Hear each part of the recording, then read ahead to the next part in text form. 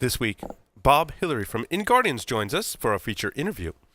Returning to the show for our second segment is Kevin Finisterre from Department 13, delivering a technical segment / discussion on hacking drones. In the news, North Korea. The 7 most colossal breaches of 2017. WordPress extension that changes over and gets backdoored. Security firm Keeper sues a news reporter for a known story over a vuln story, I'm assuming. Is it? Damn spell check. Let's see. What else is in the news? Larry, did you have stuff for the news? Yeah, and I don't remember what they are right now. And we'll talk about Christmas. So, all that and more on to this episode of Paul's Security Weekly. This is Security Weekly. For security professionals, by security professionals. Broadcasting live from G-Unit Studios in Rhode Island, it's the show where exploits run wild, packets aren't the only things getting sniffed, and the cocktails flow steady. It's Paul's Security Weekly. I'm, of course, your host, Paul Asadorian. Excited to be here, as always, on Paul's Security Weekly. Hi, and welcome to the show. I totally introduce our host right now, but I've got a totally awkward boner. What? Where? Oh, hey! I'm in the studio with you guys. That's kind of cool. Sounds like a plan. And we'll at least have one person listening. That's right. Just yeah, I know, and I appreciate it, and I'm glad you enjoyed your spooning with Jeff. But hey, that actually built a new office. Oh, okay. Yeah, third baby on the way, so I needed a new office. Nice. I lost my old office. That's now the baby room. So, brought to you by... Has your network been breached? Cybereason can help you answer this question. Cybereason products hunt for threats within your network and eliminate them in real time. To Cybereason, real time means within seconds. Founded by former military hackers who don't play by the rules, they've built this experience into their platform. Harness ingenuity and imagination, not just code, to defeat attackers. Cybereason, disrupt the adversary and let the hunt begin. Signal Sciences is the industry's first web protection platform that works in any cloud, any container, any platform as a service, and any modern application architecture. The Signal Sciences web protection platform can be deployed in next-generation WAF, RASP, or reverse proxy modes, giving customers ultimate flexibility and coverage. Protect your web applications with Signal Sciences web protection platform. Signal Sciences, protecting applications, connecting teams. For more information, check them out at signalsciences.com/PSW. The average time between being hacked and realizing you've been hacked is 1 year. Can you afford to let an intruder roam your network for that long? Can your company weather the fallout when this comes to light? Black Hills Information Security can find the bad guys in your network and train you to do it yourself. Email consulting@blackhillsinfosec.com to find out how a hunt teaming engagement can help you find a persistent threat in your network. And welcome to the show. But first, let me introduce you to a man who apparently is compensating for something because he has the biggest ass tray that I've ever seen. Holy crap, look at this thing. Paul Asadorian. Hey, welcome everyone to Paul's Security Weekly. I'm your host. Look at this ass tray. Paul Asadorian. Holy cow. Is my new ashtray. I want to thank our fine friends at Drew Estate, likely the coolest cigar company on the face of the planet. They are now. They are now, because let me tell you, when Drew Estate does an ashtray, like they pull out all the stops. And they sent this to Drew the media. Estate has a huge ass tray. Ashtray. We didn't know what it was. We couldn't figure it out. I'm like, dude, that like if Drew Estate were to do an ashtray, this is kind of what I would envision. It's heavy. It was delivered via UPS, and we're given no warning. The UPS driver's like struggling to get it in the door, and I'm like, what is that? Yeah, this comes up. This is like so we can see what's on it. I don't know if we can adjust the. It's no, heavy. I can't pick it up. Okay. Because it's heavy. This is what That's the ash tray. lame cigar companies would just send this as the ashtray, and this is typically a representation of what we get from and they're nice ashtrays when they send them to us, and we're very thankful for that. But when Drew Estate sends you an ashtray, They put it on a pedestal. they put it on Literally. a gigantic pedestal, and that is an ashtray. That's amazing. I'm a jerk because I'm like, Like that's quite the ashtray. I'm like, but where are the cigars? They didn't send us any cigars. I'm like, what the frig? Maybe they're inside the pedestal and you just didn't look hard enough. Believe me, I looked. Okay. To my left, Mr. Larry Pesce is here in studio next to my gigantic ashtray. Yes, I'm going to touch your gigantic ash tray. Yeah. I might even even put my cigar in your ash tray. Yes. On the lines via Skype, we've got none other than Father Christmas himself, Mr. Jack Daniel. Jack, welcome to the program. Ho, ho, ho. Hey, leave our production staff out of this. Thank you. I was hoping you would go there. Mr. Joff Thayer is also on the lines via Skype. Joff, welcome. G'day, Paul. It's good to be here on this lovely evening before the wonderful Christmas holidays. I'm so motivated to not work at all. That's wonderful, Joff. Mr. Jeff Mann is here with us as well. Jeff, welcome. I think I have ashtray envy. You should. You should. I do. This Very is nice. I mean, I've seen a lot of ashtrays in my time. And this is the most epic ashtray ever. Yeah. Now the question is, are you going to put your own cigar in your own ash tray? Yeah, I am. These are for my cigars, Larry. It's good. It's good. It's good. It's good. Oh, God. Hey, look at that, a drink. Oh, boy. Couple of quick announcements. Make sure you do two things for us. Subscribe to our mailing list, securityweekly.com/insider, which will give you access to our awesome webcast series. We have, for the first time ever, we know exactly how many webcasts we'll be doing.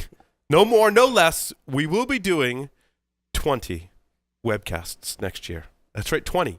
So if you want to get in on that, because they're going to be awesome, you're going to go to securityweekly.com/insider. You're going to subscribe to our mailing list. Also, what you're going to do is if you say, Paul, you say your webcasts are so awesome, and I don't believe you. And before I subscribe, I want to maybe register for a single webcast before I join your mailing list and have you send me email, which I assure you we're not going to spam you to death. We get it. You're security folks. We understand. We're security folks, too. We get it. But if you go to securityweekly.com/on-demand, there are 4 webcasts there that you can register for and consume that content. So you can go to our on-demand series. Our on-demand series there'll be 14 regular webcasts and 6 on-demand webcasts in 2018. It's going to be epic, Larry. It is. It's going to be epic. It is. I'm excited. I've heard some of the plans. They're going to be really good. So you should go consume our webcast content because it's awesome. We recorded the first in the series of on-demand webcasts today. Myself and John Strand did a roughly 45-minute webcast on the state of penetration testing today, which was awesome. Wow. And nice. So you can now register for Did that. you have your ash tray at the time? No, I didn't. I was on the other set. And it would have just been behind the desk and no one would be able to see my ash tray. So, I mean, but you don't have to wear pants when you use that ass tray. You do not. I mean, you Somebody don't put a drink in Larry's hand. There you go. Are there more announcements? I did them. Larry, do you want to introduce our special guest for today? Yes. So a man that is very near and dear to my heart that says... Not your wallet. No, not my wallet. wallet. I was going to say, doesn't he sign your paycheck? No, not technically, but he does actually represent to me as a boss from a couple of times a week from here and there. Bob being the head of our group for research. So Bob Hillery, one of the owners and founders at InGuardians, does all sorts of fun stuff, and I'll let you go and tell us read more his own bio or let him introduce himself. Tell us more about Bob, Larry. Bob's awesome. Hear. I spend many hours with Bob waiting for the raven to sneeze, as he puts it. Waiting for that crazy idea that turns into something huge, whether it be from the technology side, using something that way someone hasn't thought about that before, or the next big idea. Now, Bob and I sit and talk lots of crazy things, and it's loads of fun. Awesome. So Bob's been around a little bit. Not to say that he's old, but he's experienced.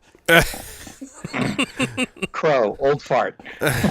Bob, welcome to the program today. I like to start all of our interviews by asking, how did you get your start in information security? Oh, how did I get my start in information security? Well, being I teach some of this junk, my first thing would be let's define information security, which takes us to let's define information. Then we can define security, and then everybody's asleep in the class, and I have to do something else. Hey, Paul, save extra time for the 5 questions at the end. Just saying. Yes. But essentially what happened is I was on a system at a really large multi-letter agency down in that 10-acre swamp that they carved out of the original colonies. And I was fiddling around with it, and all of a sudden the screen blinked, and this is back when it was just green letters on a black screen, and there was this little hash prompt thing and a cursor blinking. So it wasn't an actual computer, it was more like a terminal. This was actually a screen to a terminal. Yeah. It was a terminal. And I said, wait, that shouldn't be that kind of wait a minute. LS and a few other quick commands told me where I was. And I said, no, this isn't right. And I went down to the civilian guy who was in charge of that system, and they called them data processing systems then. And I said, the following just happened. He said, no, it didn't. That can't happen. Okay, fine. I went back to my desk, fiddled a little bit, recreated the problem. It was during a login that didn't go right and failed, and dumped me out to a shell prompt as root. And I did a couple of prints on one of those, 110 baud teletype thingies that make a shitload of noise in the corner. And the guy said, no, that I don't know how you did that, but that can't happen.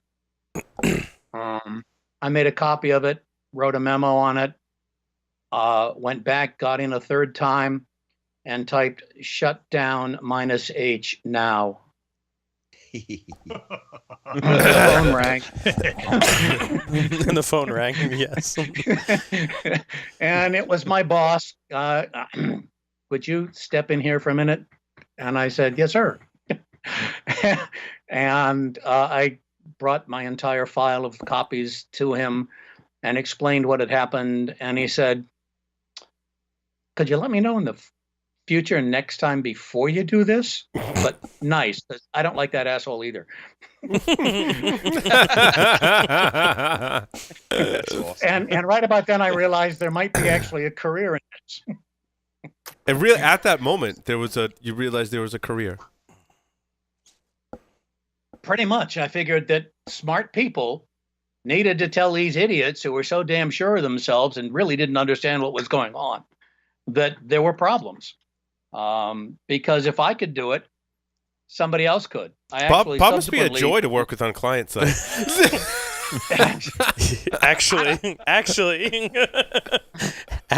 yes. Yeah, that can be lots of fun. I remember one time Jay and I were out there, and we were doing a good thing at a client, and basically a network assessment. They were a little difficult to crack. They had done their homework. They were doing well, and this was actually, of course, decades after that first thing. And I said, Jay, really what we ought to try is a war dialer. And he went, what? Mm-hmm. I said, a war dialer, the modem thing, TV, movie. And he went, yeah, what? I mean, you're kidding. Nobody uses those anymore. I said, no, nobody uses them, but they're still connected.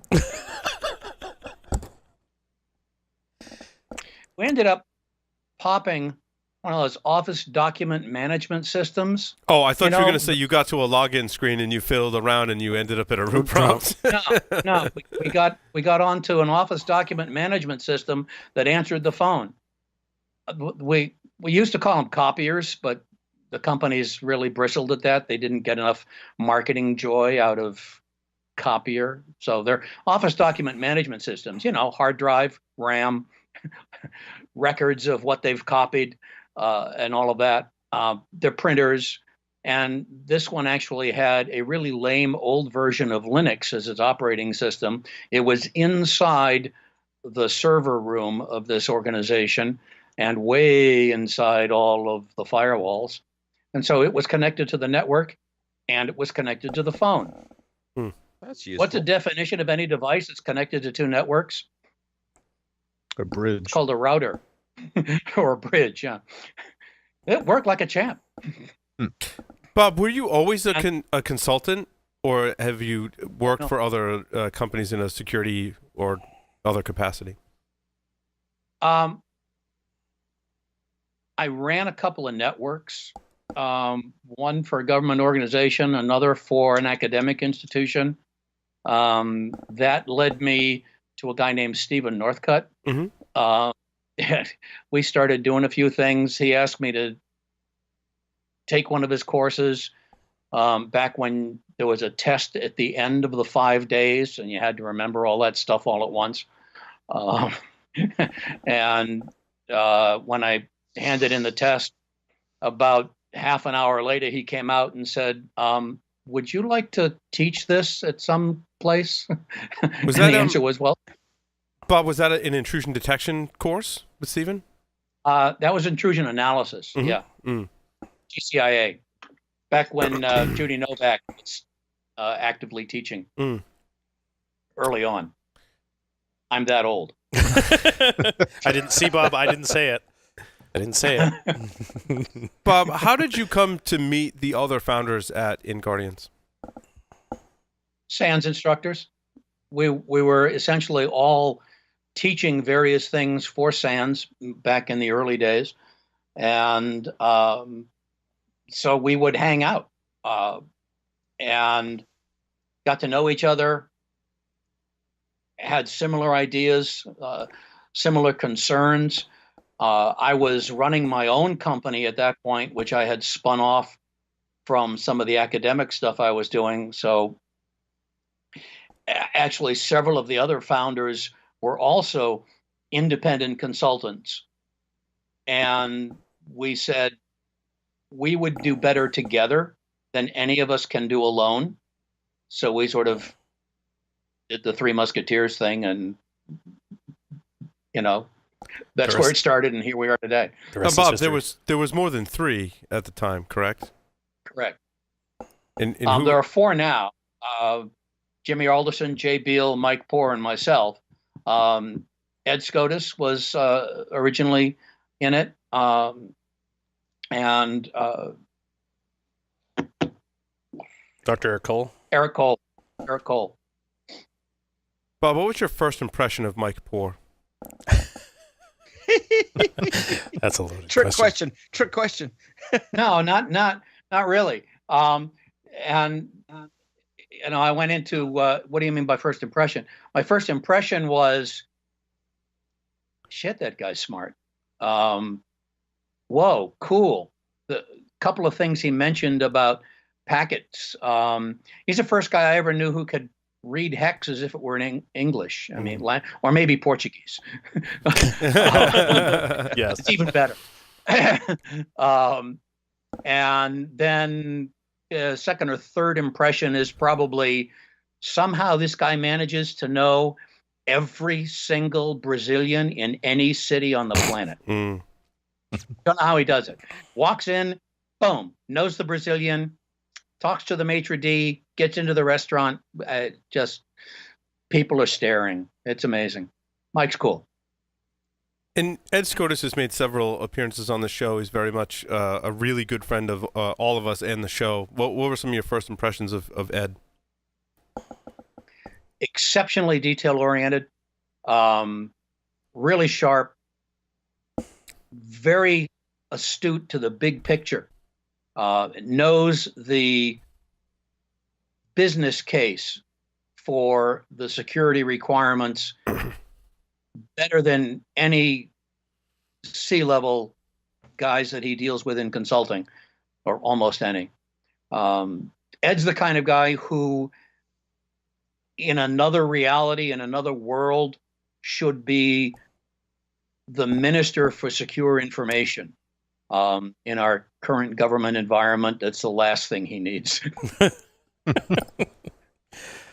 When you look back at your experiences in security, and especially forming one of the most elite security companies, in my opinion, what would you do different?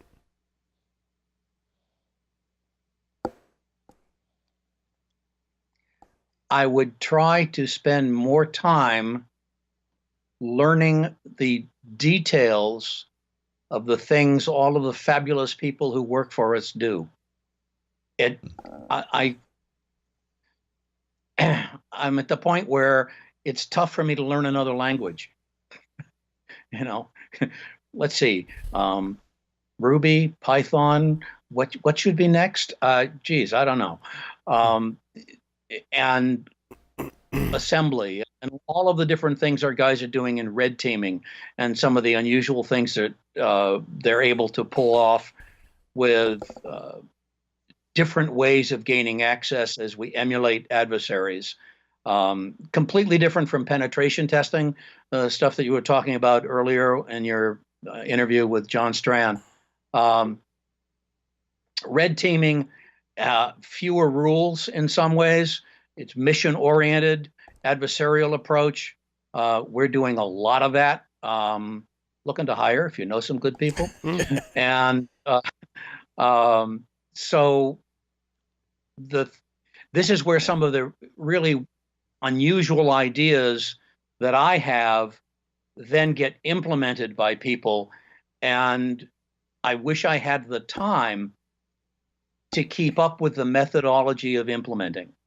Bob, Yeah. Are most of your unusual ideas things that fuel the red team from an offensive manner, or are they defensive, or a mixture? In some examples.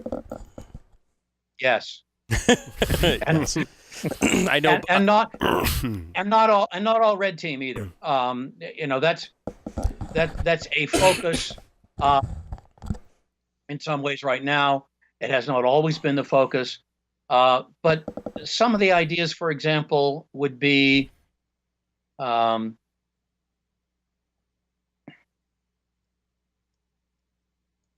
chip readers, RFID type badges, proximity badges. They're used in a lot of medical environments because the medical staff got tired of constantly re-entering passwords, or there were situations where the doctor would get too far away from the screen.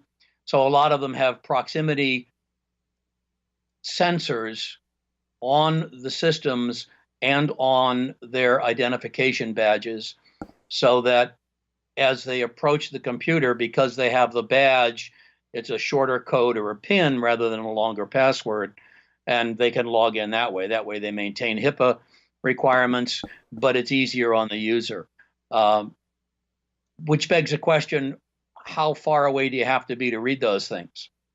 Antenna Science 101 tells you that it's a function of the transmitting antenna design, the transmitter strength, the receiving antenna design, and the receiving signal recognition or signal sensitivity. So you can change any one of those four things, and I can increase the range. That's how we used to do it with Wi-Fi sniffing, with those fancy antennas you'd run around with. So if you can get a different antenna, or you can trigger the RFID with a pulse and get more range out of it, your proximity badge, proximity gets redefined, like 25 yards. Yep. And then, So Bob, I know that's a good idea, and implementation of that is what other people do for me. yes. And to give you some idea, I mean, this is not the first time a crazy conversation like this has happened between Bob and I. Very much, some crazy conversations that we had, maybe a year ago, turned into a tool that that Galen and I put together called Vapor Trail. And then it became very much, well, this is really cool and all, but now how do you detect something like that? And then, Larry, then those explain crazy Vapor Trail. ideas. Yeah, so they've so the other folks that have Galen and I have been on the show to talk about Vapor Trail in the past, but Vapor Trail, inexpensive transmitter methodology for us to take data from an air-gapped or otherwise network, plug in a small Dropbox Raspberry Pi, and be able to transmit 2,000 baud over FM radio licensed FM radio band, but with low power FM transmitter, and be able to be received with another cheap and expensive, $50 device, RTL SDR and such. Bob, it seems like you're the idea guy today. Is that true? Yeah. What experiences were the most valuable in leading you to be the idea person today?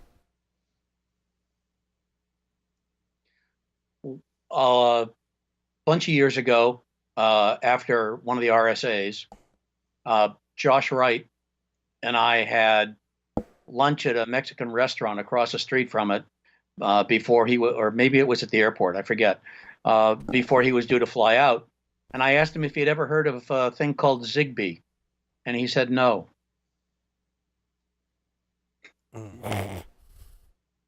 So I explained what it was, and not very long after that, he had Killer Bee on the street. Yeah. And I realized, shoot, there's merit in this. Yep. And for the record, Killer Bee is Josh's Zigbee exploitation framework. Right. So. And there's Ruby, which is used for inventory control. By the way, Ruby is used. It's a similar 2.45 gigahertz gadget, relatively short range, used for inventory management of things like weapons in military and National Guard armories. That's not scary. Okay. Yeah, this is my life. Yeah, this is how our once a week calls get started, and then it quickly goes downhill wait from a there, minute. or uphill. Here's how they get going. Now, Larry, take Vapor Trail and add it to the Ars Technica thing from this week about the ICS hack. Oh, geez, the Control Triton system stuff. And Triconex. Yes, the Triconnect stuff. This is this becomes scary.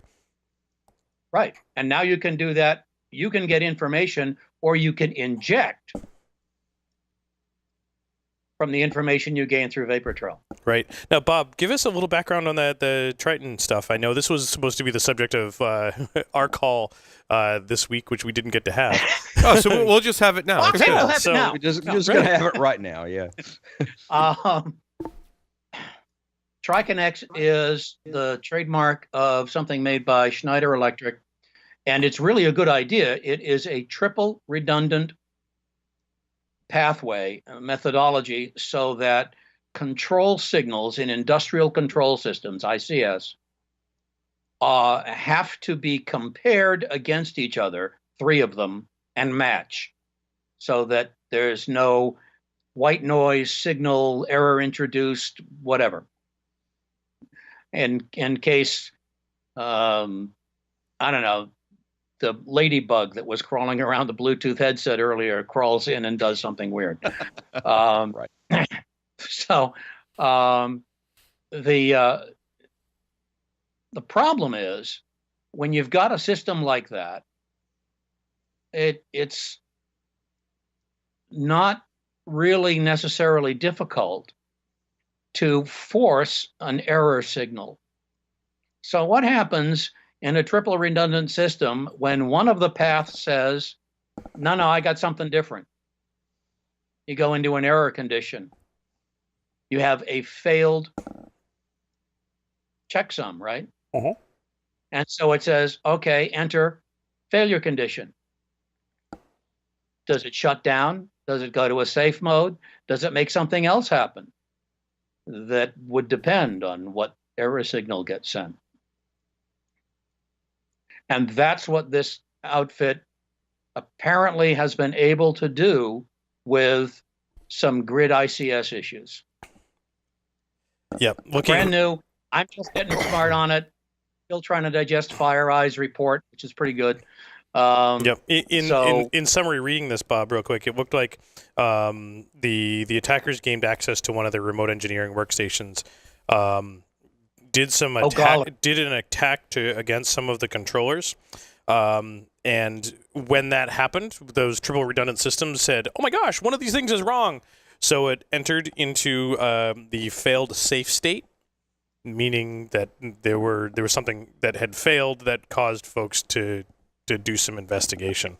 But what they found is, from my understanding, is through some further analysis of this stuff, there were opportunities for this triple redundant system to have some issues in that one of these triple redundant type systems has a key lock. That basically you take a key, a physical key, and you plug it into the system and you put it in program or run mode. Run mode prevents any changes. It's a write only or read only type of thing. Doesn't allow any of these changes to filter upstream. If changes try to happen, it goes into this error condition.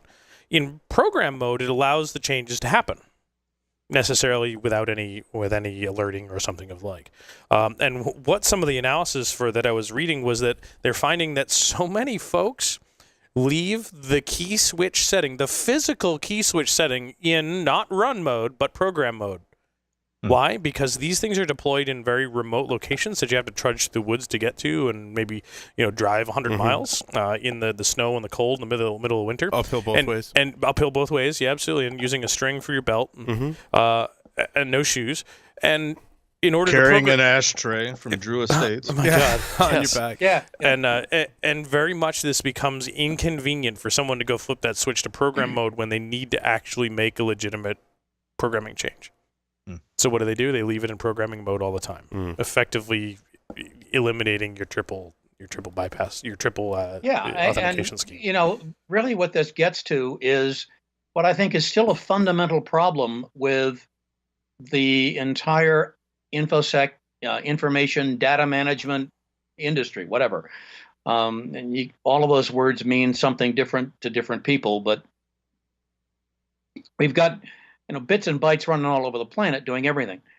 And a lot of things may have been built with good ideas and some security, but parts of that are inconvenient. Going back to Zigbee, it all had the capacity to be, or the capability of having cryptography, being encrypted signals, but that took more battery power. And a lot of these things were deployed remotely.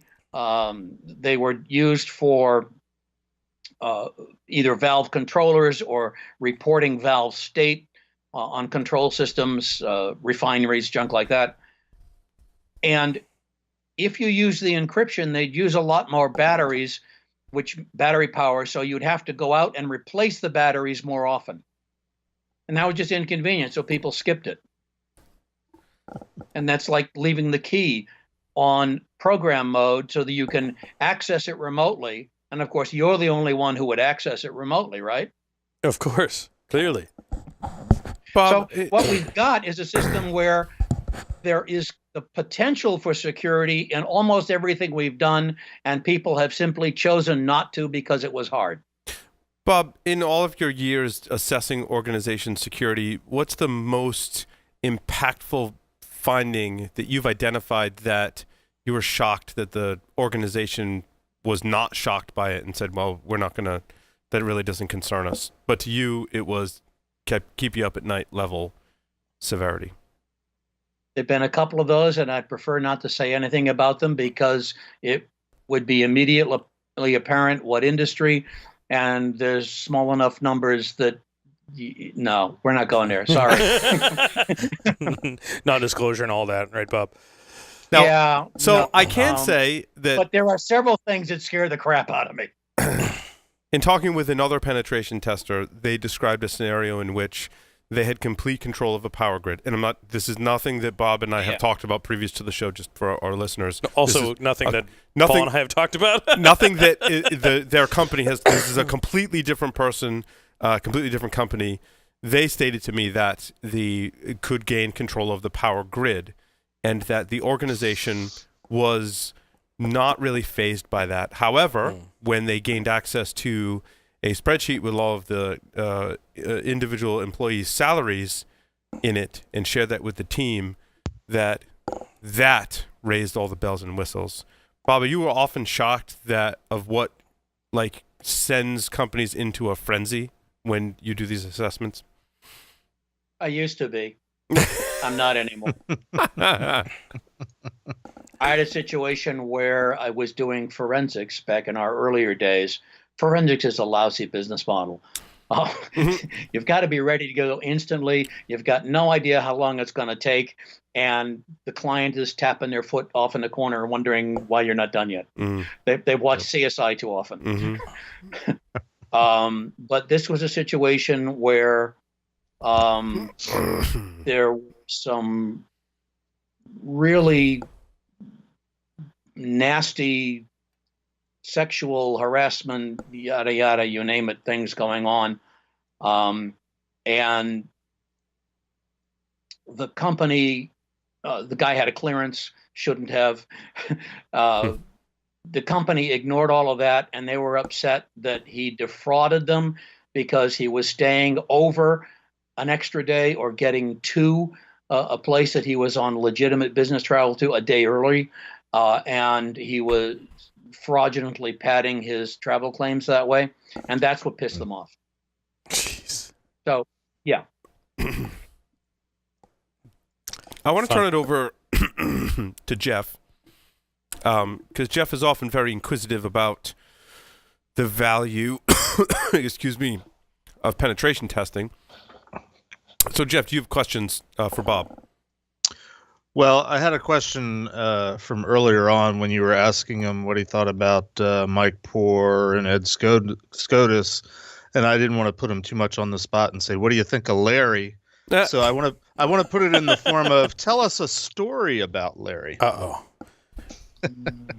And please, if you can embarrass him, that's preferred. That's bonus. Okay. That's, do your best, Bob. Do your best. I wouldn't expect to get anything less from you.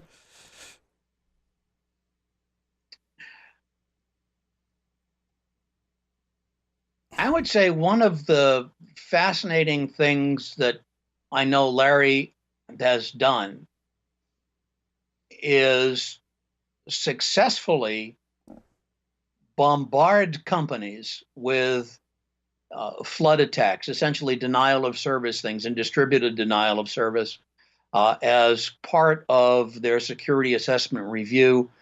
And part of this is things that we do in what we call blue team training, where we're trying to do things and show the company or get a company to see how their own internal group responds. And I have seen Larry just absolutely lose it in private, fortunately.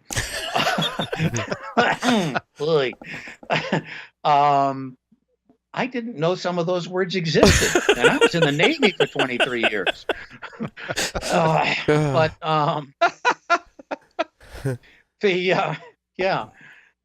But when somebody says, "No, that was useless, nothing ever happened," and Larry whips out this log that's, no, this is what happened. We nuked you and you didn't notice. So, yeah, Larry's good like that. And really, I can vouch for that. Off. Larry and I have been together for a long time, and Larry keeps his calm in the right situations, as Bob is describing. And then in private, he's like, "What the ever loving?" And it's classic. But he vents in the right setting. Right. To quote my good friend Tyler Robson, "What the shit?" Yeah. Yeah. What the shit? Now, Bob, I have a story that I want you to tell, Commander, about InGuardians employee number 1, who maybe wasn't necessarily as respectful to the commander as one should be. Oh. Once upon a time, Tommy Liston was on our company IRC, and we were all chatting, and he did the little slash me, yada, yada, and said something about pulls Bob's hair, tweaks his nose, runs away giggling because Tommy was about to go to some Eastern European country behind what used to be a curtain and do some consulting, and thought I couldn't get to him. He then tells the story about how he got to the airport and there was a fella standing there with a sign that said, Mr. Liston. So Tom followed him. Guy took his bag, put it in the back of a van. Tom climbed in, and off they went to the hotel. And about halfway to the hotel, Tom says, wait, I didn't tell him I was coming.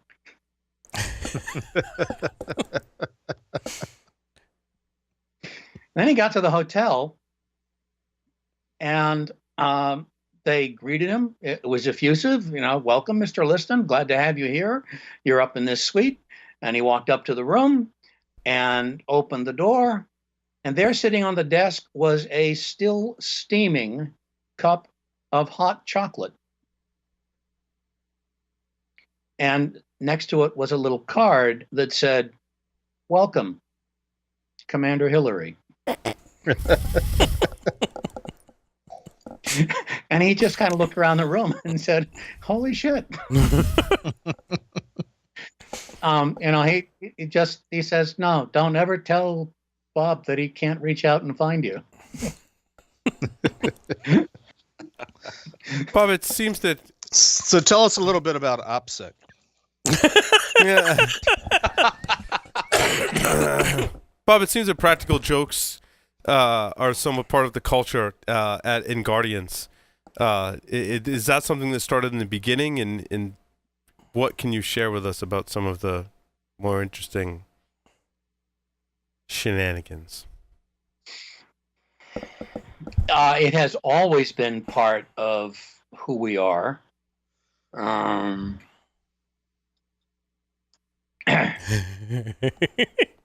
thinking. I think the only one that I'll share here is sort of an exercise between Mike Poore and Josh Wright. And lots of shenanigans just sort in those of two names. one-upsmanship thing. And at one point at a SANS conference, Mike managed to hack Josh's room so that the temperature was off. I forget if it was too cold or too hot. Hot. I was in said classroom at the time.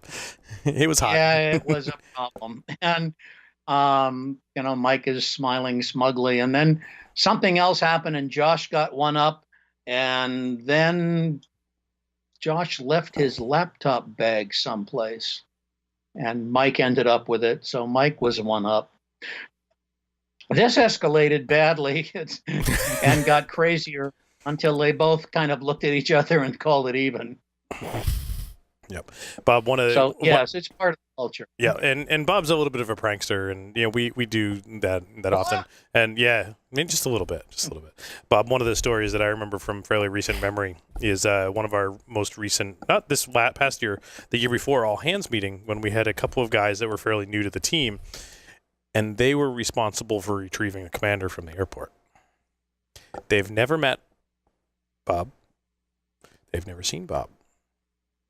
No idea who Bob is, but they know that he's one of the founders of the company and they should be paying the commander respect.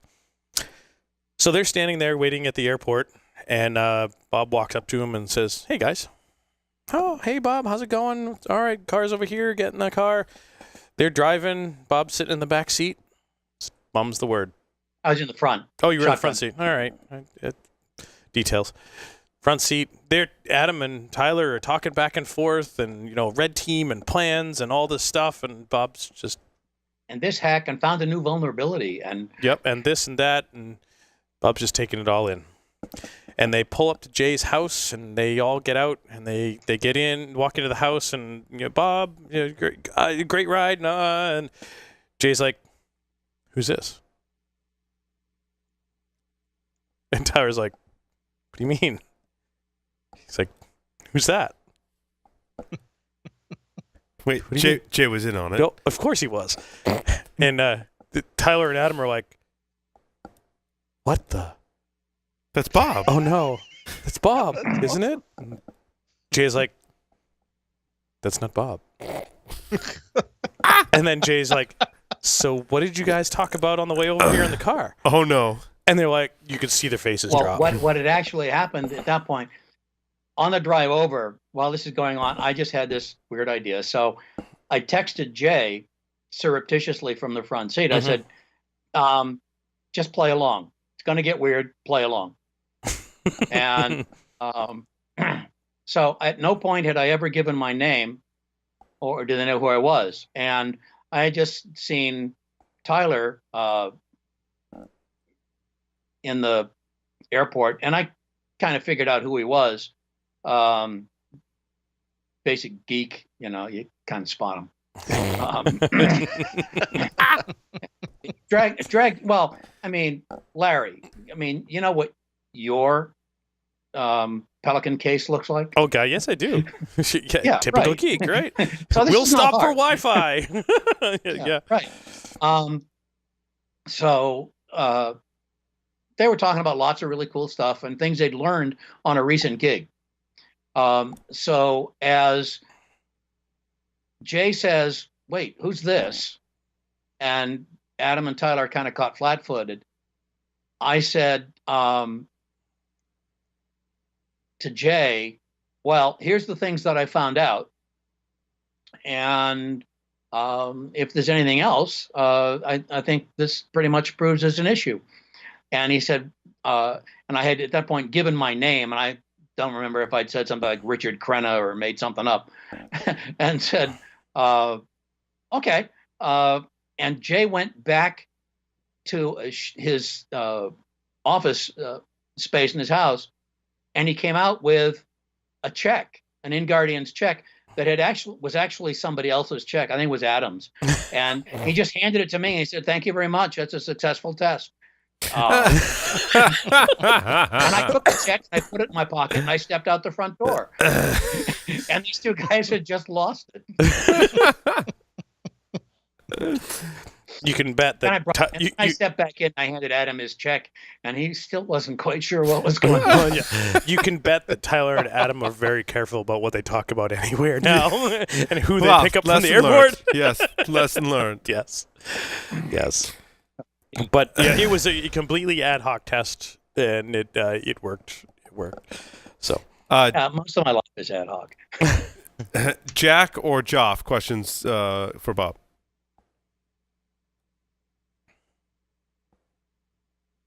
I've just been enjoying another, let's not say bitter, another experienced person on the show. It's great stories. You'd be right either way, Jack. You'd be right either way. I didn't used to be this much of a cynic, but this life has made it. Bob, I do have a question for you. From your years of experience in the military, how much would you say, if any, help prepare you for what you do now, either as a business owner or active participant in the security community?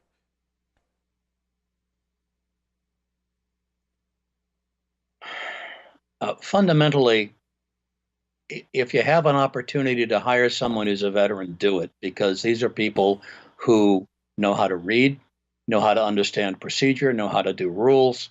And when you give them a task, they'll get it done. And that's it. I mean, whether it's, and I had to run my own time, being a business owner, entrepreneur, and that sort of thing. It was, you worked until it was done. It doesn't matter. There's no clock to punch. Mm-hmm. That's the short version. I don't think that I need to say anything else. I like it. I like it. Bob, what advice do you have for those who want to get into security and specifically penetration testing today? Security and penetration today. I don't think it's much different. Well, let me back up. several of the people here, Jack, know that once upon a time, to do anything at all with computers, you had to know how everything worked. We built these things from the ground up. Early versions of Unix and Linux, if you didn't have a real solid sense of what was going on, it wasn't going to turn on. So today, there are an awful lot of people who are icon tappers, don't really understand the fundamentals of what's going on. And I think that I've always said I would rather. We taught NYPD several times at SANS, and then a couple of my own contracts.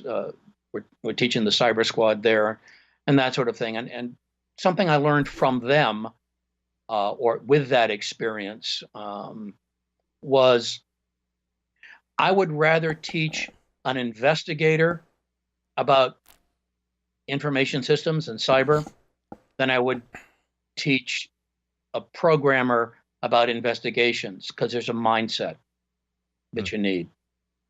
And I think that there's something to be said for that level of curiosity. You pull every thread. You don't just, oh, that was a weird packet, gloss over it. The TCP/IP is stimulus and response. Your printer should not be sending SYN packets without somebody asking first. Yeah, if I may, that's a really good point, because I think a lot of us get asked, how to break into the industry, or we get approached by people that, want to be a pen tester type of thing. And I have been tempted to say for a very long time, and you sort of put it in a probably more eloquent way, that if you don't have the hacker mindset, if you don't have this mentality or this natural curiosity, I'm not convinced that this is the business for you. Now, I guess to put that in the form of the question, do you think that curiosity, what some of us might call the hacker mindset, is something that can be taught or acquired, or do some people just have it and some people don't? I think you can teach to a certain level, but beyond that, there's got to be a spark. Mm-hmm. Maybe you can fan the flames or a spark that somebody has, and turn it on. But if they don't innately have that, then I think it's very, very difficult.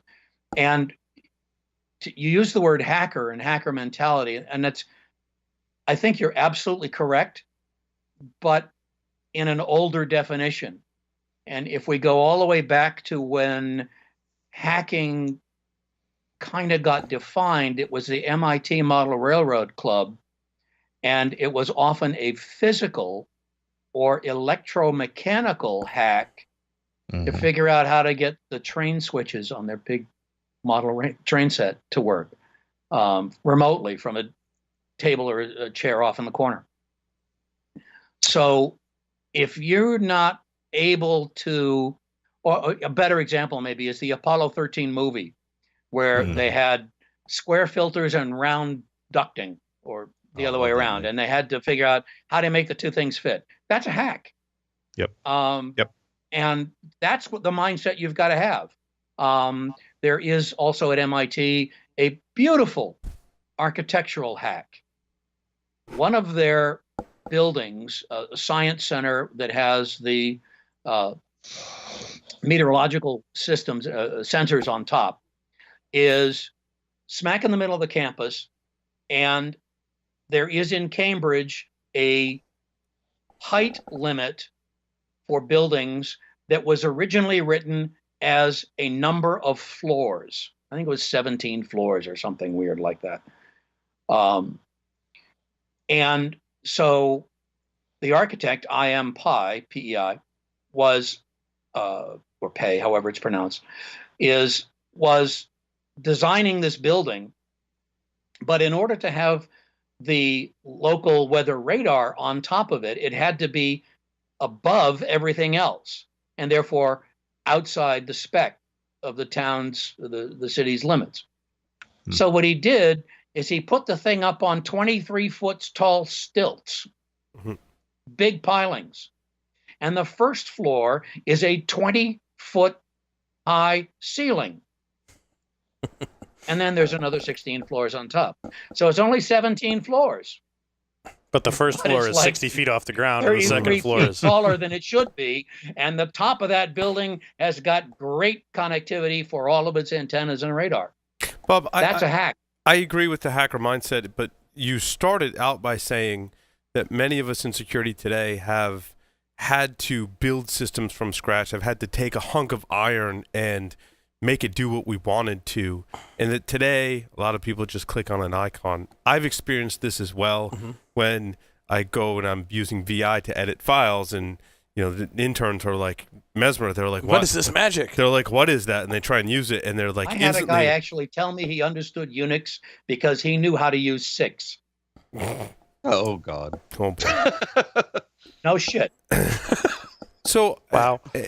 Given that we've had experiences where interns are dizzied by VI, and it's a huge undertaking because they haven't had to experience like we have, where VI was the only editor, and it wasn't Vim. No, not VI, Paul. ED.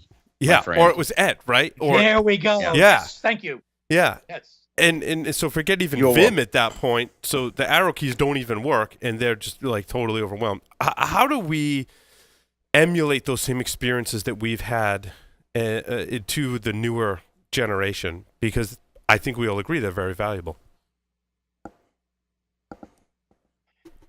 I would say that some of the stuff Larry does, that Tyler does, the building of things. I teach in a university program. I consult with a second university program. And one of the things that I keep harping on is that there needs to be a hands-on hardware soldering gun component.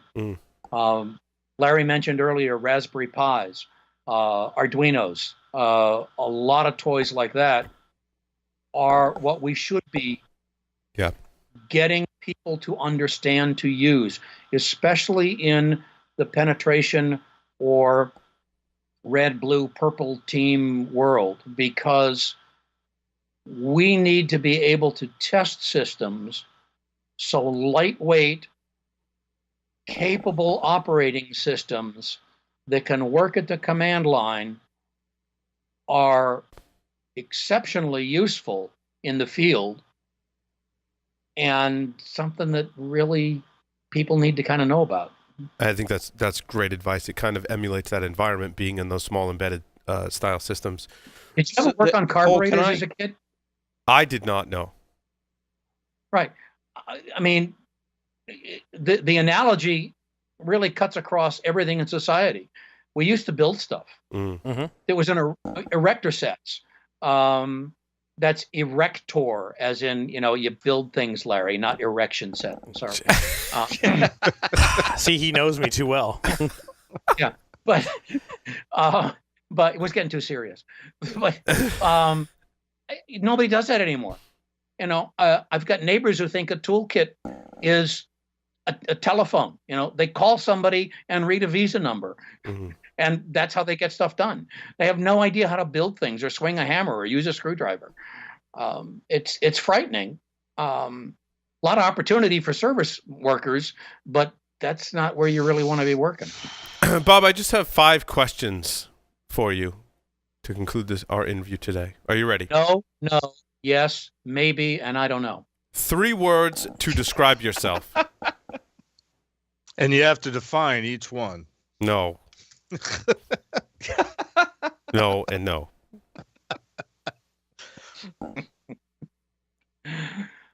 I told you we needed to allow time for this. Yeah. How many words to describe myself? That would be 3. I know you're older and somewhat forgetful. Hey, now. Be nice. I know. But we talked about erections before, and believe me, I'm biting my tongue not to make the joke. So Irreverent, There you go. That's one. astute, and a good shot. leads into our next question. If you were a serial killer, what would be your weapon of choice? I wouldn't have one. If you wrote a book about yourself, what would the title be?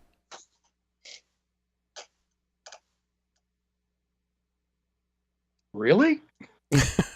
In the popular game of Ask Grabby Grabby, do you prefer to go first or second?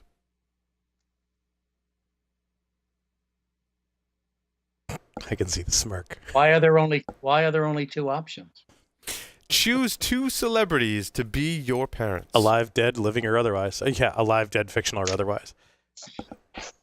And they don't have to be one Run of that those by guys. again, Larry. Al- Think about it first. Run. Yeah. Okay. A- Two a lot- celebrities. That, my Alive, parents. dead, or otherwise. Yeah, alive, dead, fictional, or otherwise. Or zombie. I mean, you know. Yep.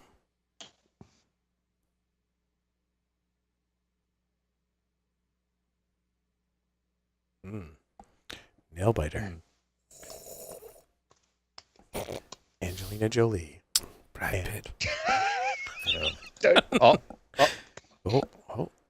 it's not about the memories. It's about the memories. Jimmy Stewart and Lauren Bacall. Whoa. Yes. Bob, Ooh. thank you Nice so much choices. for appearing on Paul Security Weekly. It was wonderful having you. I'm glad that we got the opportunity to have you on the show this evening. Awesome. Thank you very much, Paul. Pleasure being here. Thank you so much. We're going to take a short break, come back with none other than Kevin Finisterre. Finished hair?